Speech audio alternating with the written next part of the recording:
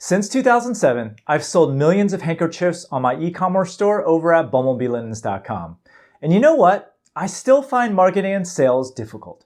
But over that time, I've discovered some unconventional growth tricks that I really wish I'd known sooner because they unstick you when you're feeling stuck and they enable you to generate more sales for your Shopify store. So today, I'm going to share these insights with you. We'll break down the specific tactics that I use to attract more visitors, enhance customer engagement, and significantly boost my sales. Now, the first thing that I fixed with my Shopify store was that I made my website trustworthy. Probably the number one question I get asked is, how can I convince someone to buy from my boutique Shopify store when they can just shop on Amazon? And the answer is that you have to get people to trust your business to deliver your products as well as Amazon can. So pretend that you're shopping on a brand new website that you've never heard of before. What is the first thing that you're probably going to do? I don't know about you, but the first thing that I always do is look for contact information and a physical address. If I make a purchase on a Shopify website, I want to know that I can get a hold of a human in case anything goes wrong. I also look for elements of social proof to make sure that other people have purchased from the store before. Social proof can be in the form of press mentions, reviews, testimonials, you name it. Most unsuccessful Shopify store owners simply use the standard template as is and just list their products online. And if you do this, you will never ever make any sales. Now, if you look at my site, I list my contact information and store hours in the header of every single page of my site. I also clearly indicate free shipping and no hassle returns on every page as well. This allows the customer to instantly feel comfortable buying from my store.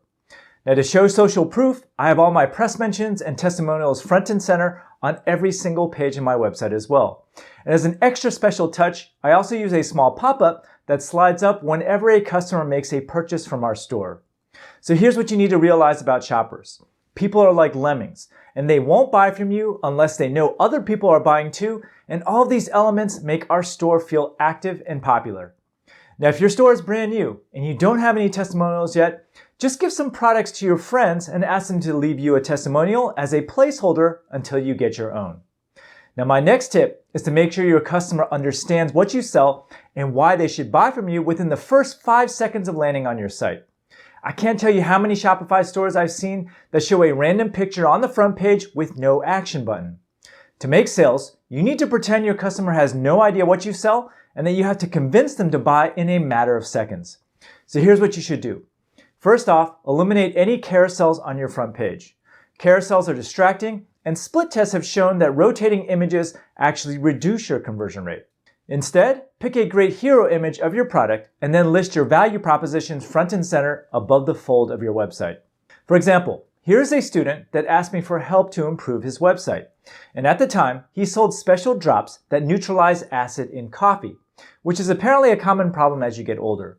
The acid in coffee just upsets your stomach. So here's what his website looked like before. As you can see, it's just a random picture of a couple with the words 4 drops neutralizes acid in coffee. But why do I care? What's the product? Plus, there's no call to action. I really don't know where to go next. Now, since he was a student in my class, I helped to redesign his entire website to look like this. I chose a much better close-up picture of an elderly couple and clearly stated the problem and the solution. Love the taste of coffee, but it upsets your stomach? Cafeo allows you to enjoy a refreshing cup of joe without the side effects. Big red buy button. This is what you have to do with your Shopify store to entice someone to buy. By the way, if you're enjoying this video so far, make sure you sign up for my free 6-day e-commerce mini course below, where I go into e-commerce in much greater depth. Now, the next mistake that I see new Shopify store owners make is not choosing a complementary color palette. This one's a little harder to explain, so I'll just demonstrate what I'm talking about with my own online store over at bumblebeelinens.com. Now, on my website, I use 3 main colors. The teal color is the background color for the site. In yellow, I highlight promotions on the site to my shoppers, and all action buttons are hot pink. Now, I chose hot pink because the color pops off the page and it's very obvious where I want someone to click. On every single page of my website, I use the same color scheme so the customer is not confused. Furthermore, every single page of my site has only one objective and one objective only, and that's to funnel customers towards checkout. For example, on my front page, you'll notice I only have one hot pink button, which leads customers to my highest margin products. Meanwhile, my product pages have only one button as well. The singular goal on all my product pages is to get someone to add the item to the cart. After they add something to their cart, they are taken to my shopping cart page. Now, my shopping cart page is one of the few pages on my site that has multiple buttons. But I only want the customer to click on the checkout button, so guess what? That is the only hot pink button on that page. Now, if you adopt a similar color scheme with your site, I can almost guarantee you that your conversion rate will go up. Remember, only one target action per page. My next tip for Shopify store owners is to start collecting emails right away. Today, there's so many distractions on your phone, like TikTok, social media, and YouTube, that it's hard to keep someone on your website. In fact, the average conversion rate for a Shopify store is only 2%, which means that 98% of the customers aren't buying from your site. Now, to improve this number, you need a way to get people back on your site, and the best way to do that is through email. Now, if you go to bumblebeelinens.com, you'll notice that I use a spin to win pop-up to gather emails. Even though the spin to win pop-up has gotten a bad rap over the years, it's still the highest converting email form on my site. People just love to play games, and customers happily give their email for a chance to win something for free. Now, on my wheel, every spot is a winner. And when someone wins, I actually make them redeem their prize by subscribing via SMS as well. And here's how it works. Someone spins the wheel and wins the prize. Then they click on the link to redeem the prize, and the messaging app on their phone pops up with a pre-populated message. Then they hit send and instantly become a text message subscriber. Finally, they're sent their coupon code via text to complete the transaction. In this way, I get both an email and an SMS number. Once I have their email is when the fun starts. I run 3 automated campaigns that generate nearly 12% of my revenue on autopilot. The first sequence is an abandoned cart sequence. Basically, if a customer so much as looks at a product in my store and doesn't buy anything, they get sent an email to remind them to complete their purchase. And here's what the email looks like. Basically, it has a link that takes a customer directly to checkout with all the items pre-populated in their cart, and the email also shows you photos of what's in their cart as well. This one sequence allows me to recover about 19% of my lost sales. I also have a pre-purchase sequence in place to nurture the customer along. And here's what you need to realize about online shoppers. They might not be ready to buy right this second, but when they are ready to buy, you want them to be thinking about your store. My pre-purchase email sequence contacts my customer at least once per week on autopilot. And here are the types of emails that I send. My first email is always the prize or the coupon code that I promised from the spin to win pop-up. My second email talks about our value propositions and why they should buy from us. My third email highlights some of our best-selling products. My fourth email highlights any press mentions and testimonials for our business. And my fifth email tells customers to follow us on social media for additional promotions. Both of these email sequences are set it and forget it and make me money on autopilot. So make sure you implement email marketing and send email at least once per week. And overall, email marketing makes up about 30% of my sales. Now, my final tip that will make your Shopify store better than 99% of the competition is to appeal to the emotions of your customer. Here's the thing about e-commerce that you must realize.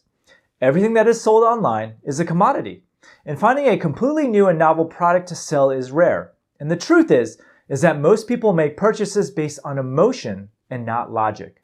For example, I recently bought a t-shirt from True Classic Tees for $25, and this was literally a plain black t-shirt with no design. If I were to look on Temu or AliExpress or Amazon, I could easily buy a plain black t-shirt for as little as $5. But why did I buy from True Classic Tees? It's because I saw an ad on Facebook that convinced me that I would look more buff wearing it. Now, this ad was ingenious and really appealed to my desire to look better. Because let's face it, I'm getting older and more out of shape, so I made an emotional purchase. Anyway, my point here is that you should sell based on emotions, and there are 8 primary emotions that you can appeal to. Survival, enjoyment of life, life extension. Any product that appeals to the basic human instinct to survive and the desire to enjoy life and extend one's lifespan is an easy sell. Enjoyment of food and beverages. Any product that appeals to the basic and pleasurable need for nourishment and enjoyment through food and drink often triggers the buy impulse. Freedom from fear, pain, and danger. Any product that appeals to the need for safety and security is an easy sell. Sexual companionship. Any product that appeals to attracting the opposite sex. Comfortable living conditions. Any product that improves living conditions is more likely to sell. To be superior, winning, keeping up with the Joneses. Any product that allows you to be recognized as superior or successful in social contexts. care and protection of loved ones, any product that allows you to care for and protect your family members. And finally, there's social approval, any product that makes you look better, period. Now, if you follow all these tips, I can guarantee you that you'll be more successful than 99% of the Shopify stores out there and make over $1 million per year. But what do you think? Have you tried any of these strategies before, and do you have any to add?